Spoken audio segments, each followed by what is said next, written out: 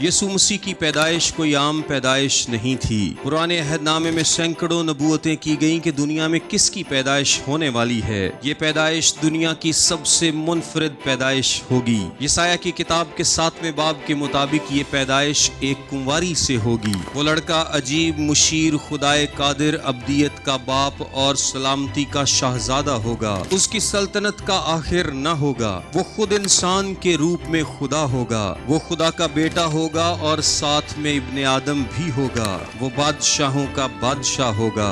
وہ آدمیوں کی خدا سے صلح کرائے گا۔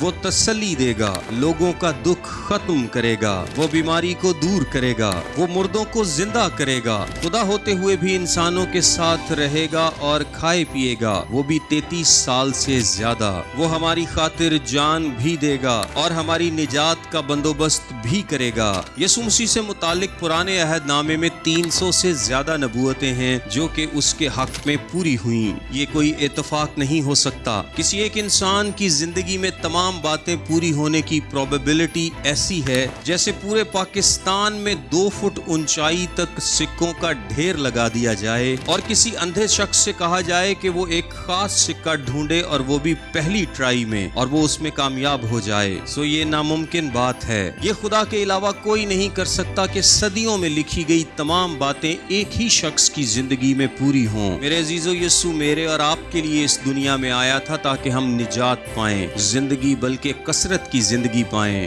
میرے اور آپ سب کے لیے مسیح کی آمد آپ سب کو مبارک ہو۔